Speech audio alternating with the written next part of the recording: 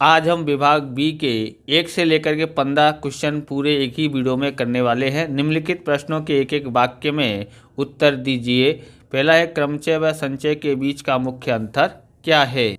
तो इसका आंसर है, क्रमचय में क्रम का महत्व है, जबकि संचय में क्रम को महत्व न देकर पसंदगी में समुच्चय या समूह को महत्व दिया जाता है। यहाँ पर क्रम लिखा हुआ है। ओके, अब यहाँ पर दूसरा प्रश्न है, गणना के योग का मूलभूत सिद्धांत लिखिए।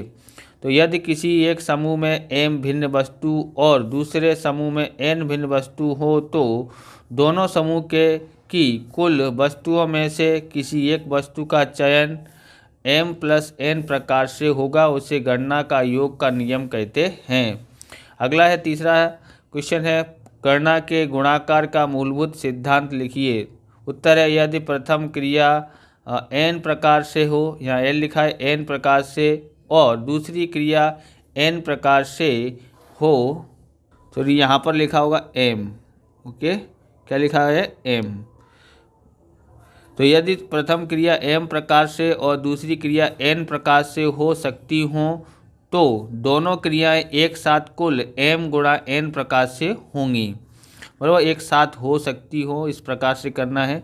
तो इस नियम के संयुक्त क्रिया के गणना को मौलिक सिद्धांत कहते हैं या गुणाकार का मूलभूत सिद्धांत कहते हैं। बराबर, गुणा का मूलभूत सिद्धांत कहते हैं।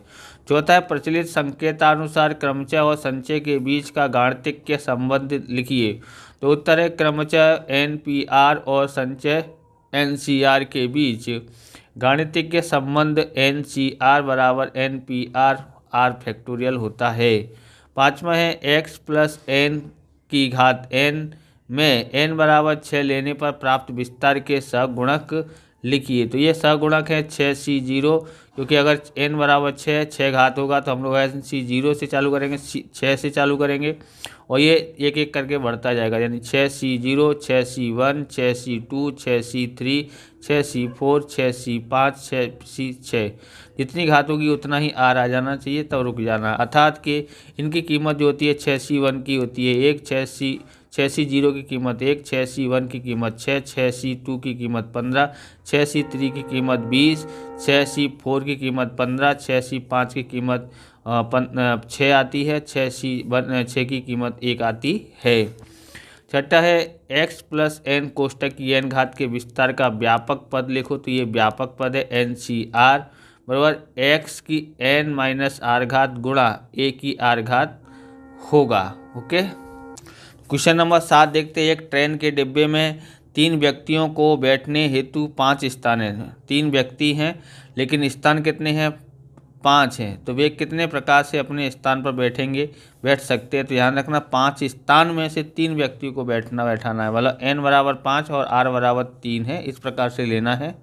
तो यहाँ देखते हैं, क्वेश्चन नंबर हमारा 7 है। क्या लिखेंगे यहाँ पर कि 3 व्यक्ति 5 स्थान पर 5p5 रीति से बैठ सकते हैं। ओके, यहाँ पर अगर ऐसा लिखा होता चयन कितने व्यक्तियों का चयन करना हो, तो चयन करने के लिए बोले तो हमको यहाँ पर संचय का उपयोग करना है, क्रमचय का नहीं। ओके, तो इसके कुल प्रकार होते हैं। कुल प्रकार क्या होगा? 5p5, यानी कि यहाँ पर हमको क्या करना है, 5 होगा, क्योंकि है ना, कुल स्थान कितने हैं? 5 और 3 व्यक्ति को बैठाना है, गठित करना है, और तो 5C3। इसको डायरेक्ट करने आना चाहिए आपको। तो डायरेक्ट कैसे करते हैं? 5 को गुणाकार में लिखना है उतरते क्रम में 3 कदम तक, 5 × 4 × 3 हो गया इसका। अब गुणा कर दो, कितना होता है? 5 चौक 20, 20 × 60, इसका आंसर आता है। आप इस प्रकार के वीडियो देखना चाहते हैं तो डिस्क्रिप्शन में आपको अकाउंट और स्टेट के अलग अलग चैप्टरों की प्लेलिस्ट की लिंक मिल जाएगी, वहां से आप देख सकते हो। चैनल पर नए, चैनल को सब्सक्राइब करना, क्योंकि हम इस प्रकार के वीडियो आपके लिए बनाते रहते हैं। मोस्ट ऑफली क्या होते हैं, विद्यार्थी देखते हैं, सब्सक्राइब भी नहीं करते हैं, लाइक भी नहीं करते हैं, शेयर भी नहीं करते। तो हिंदी मीडियम को समझाने वाला एक बड़ी मेहनत करने वाला चैनल है एक्टिव, उसमें भी आप सपोर्ट नहीं करते हो, तो प्लीज़ सपोर्ट करते रहे। और जितने देखते हो उतना तो 18% लोग सब्सक्राइब करते हैं, देखते हैं, 100% लोग करते ही नहीं है, तो कर दिया कीजिए। क्वेश्चन नंबर 8 देखते हैं। तो 8वां क्वेश्चन है, NC2 बराबर 15 हो तो n का मूल्य क्या होगा। तो यहाँ पर हमको सबसे पहले NCR लिखना पड़ेगा, बराबर। सूत्र इसका क्या होता है, n फैक्टोरियल, और यहाँ पर क्या है, r factorial, n minus r factorial कोष्टक में। अब हमको पता है यहाँ पर क्या दिया गया है, NCR मतलब NC2 दिया है, NC2, तो इसमें क्या लिखना पड़ेगा, n की जगह पर n और r की जगह पर r, क्योंकि r बराबर तो 2 दिया है, तो r की जगह पर हम 2 लिख सकते हैं। ओके, n की जगह पर n, r की जगह पर कितना लिखेंगे, 2 फैक्टोरियल। अब आपको पता ही है ना, NC2 बराबर कितना दिया है, 15 दिया है, तो इसकी जगह पर 15 लिखते हैं। अब इसको यहाँ पर लिखा है NC2 लिखा है, तो इसको उतरते क्रम में ले जाने का यहाँ तक, तो यहाँ लिखेंगे, बराबर, ये 2 है, ये n फैक्टोरियल n गुणा n-1 और n-2 तक ले जाना, क्योंकि n-2 लिखा है ना, इसके लिए यहाँ 2 गुणा 1, 2 फैक्टोरियल का ऐसे कर देंगे, और यहाँ n-2, इससे ये चला गया, बराबर, फैक्टोरियल। अब क्या बचा है यहाँ पर, तो यहाँ बचा है हमारे पास 15, और यहाँ क्या बचा है, यहाँ देखोगे तो n-1,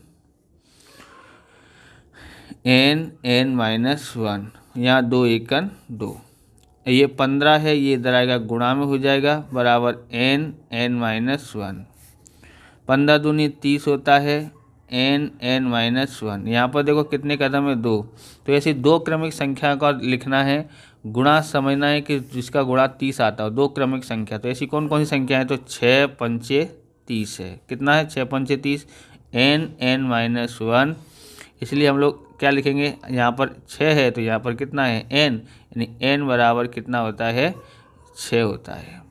अगर आपने ऐसा लिखा 5 गुणा 6 लिखा तो आपके लिए गलत होगा, क्योंकि बड़ी संख्या पहले, क्योंकि ये उतरते क्रम में होती है, तो बड़ी संख्या फिर छोटी संख्या, इस तरह से आपको लिखना है, तो आपका सही आंसर आएगा। तो 9वां सवाल लिखते हैं, NP3 बराबर 210 हो तो n का मूल्य क्या होगा। तो यहाँ पर हम लोग करते हैं, NP3 दिया है, यानी कि क्रमचय का सूत्र क्या होता है, n फैक्टोरियल और n-r फैक्टोरियल, ये इसका सूत्र है p का, ये हमारे पास 210 आया। ओके, अब हमको यहाँ देखने का है, यहाँ पर कि n बराबर कितना है, तो n बराबर हमारे पास कितना है, पता नहीं है। ओके, ये हमको पता है कितना है, ये हमारे पास n तो नहीं मालूम, पर r मालूम है, कितना है, 3, तो 3 फैक्टोरियल बराबर 210। उसके बाद हमको क्या करना है, कहाँ तक ले जाना है, इसके यहाँ तक, तो n उतरते क्रम में जाते रहना है जब तक ये आ नहीं जाए, तो n-1, अब n-2, अब n-3 आ गया, तो रुक जाना है, यहाँ लिखते हैं n-3। ओके, फैक्टोरियल बराबर 210, इससे ये कट गया, यहाँ क्या आया है, n-1 n-2 बराबर 210। अब हमको यहाँ पर इसके ऐसे गुणनखंड करने, 3 क्रमिक संख्याओं का गुणा करने पर 210 आना चाहिए, ऐसी संख्या। तो आपको इसको टुकड़े करके देखने के, बराबर। तो देखो यहाँ पर सीधे सीधे 3 सत्ते 21 होता है ना, 3 सत्ते 21, और यहाँ पर 10। तो क्रमिक संख्या आपको ज्ञात करनी है, तो सबसे बड़ी कौन सी है, 10। पहले 10 का चेक कर लेते हैं, 10 गुणा 9 गुणा 8, इसे क्रमिक कर लेना है। 10 निम्न 90 या फिर 8 निम्न 72 का गुणा 10 से करते हैं तो 720 आता है। तो 720 तो काफ़ी बड़ी है, तो इससे नहीं होगा। अब दूसरी बड़ी संख्या कौन सी है इसमें, तो 7 है। अब 7 को उतरते क्रम में लिख दो, क्या होगा, 5 सत्ते 5 गुणा 6 गुणा 5 7 गुणा 6 गुणा 5 करते हैं तो कितना होता है, ये हो जाता है 5 सिंह 30, 30 सत्ते हो जाता है 210। तो यानी हमारे पास आ गई ये बड़ी संख्या है। तो यहाँ लिखेंगे n, n-1, n-2। सबसे बड़ी संख्या भी 7 ही है, 7 गुणा 6 गुणा 5। इधर 7 है, इधर n है, तो यानी n बराबर कितना आ गया है, 7 आ गया है। ओके, 10वां देखते हैं। तो 10वां है हमारे पास, ट्यूसडे शब्द के सभी अक्षरों में नए कितने गठनों की रचना होगी। तो इसका जो भी आंसर आएगा उसमें से एक घटा देना है। तो ट्यूसडे में चाहे कोई ट्यूसडे के तो लिखा ही लिखा है, इसके बाद जितने भी अक्षर बनते हैं उनमें एक घटा देंगे। ओके, तो यहाँ 10वां सवाल करते हैं हम लोग। यहाँ लिखते हैं ट्यूसडे में कुल 7 अक्षर हैं। कितने अक्षर हैं, 7। सभी अक्षरों का उपयोग करना है, या गठित करना है। गठित करना हो तो क्रमचय का उपयोग, और पसंद करना हो तो होता है संचय का उपयोग। ओके, तो यहाँ पर हम लोग n कितना है, हमारे पास 7 है, और r बराबर भी 700 अक्षरों का उपयोग करना है। तो कुल क्रमचय बराबर 7p7 बराबर क्या होगा, उतरते क्रम में जाना है 7 कदम तक। 7 गुणा 6 गुणा 5 गुणा 4 गुणा 3 गुणा 2 गुणा 1। सबका गुणा कैलकुलेटर पे कर लेता हूँ, कितना आता है देखते हैं। तो गुणा करने पर हमारे पास आया 5040 आता है। अब हमको ज्ञात करना है नए शब्दों की संख्या। नए शब्दों की संख्या ज्ञात करनी है, तो 5040 माइनस 1 बराबर 5039, इसका आंसर आता है। 11वां देखते हैं, 11वां करते हैं। यहाँ पर क्या है 11वां, तो 11वां सवाल है हमारे पास यहाँ पर बियान शब्द के अक्षरों से कितने भिन्न भिन्न गठनों की रचना हो सकती है। गठन करने के लिए बोला, इसलिए क्रमचय का उपयोग करेंगे। अगर चयन करने के लिए बोलता तो हम संचय का उपयोग करते। गठन करने के लिए बोल रहा है तो इसलिए हम लोग क्रमचय का उपयोग करते हैं। तो इसमें आपको ध्यान में रखना है BILLA शब्द में कुल 5 अक्षर हैं, बराबर। जिसमें ऐसा लिखना हो तो कौन कितनी बार आया है, तो देखो लिखना है तो यहाँ पर B कितनी बार आया है, 1 बार, बराबर। और I कितनी बार है, 1 बार।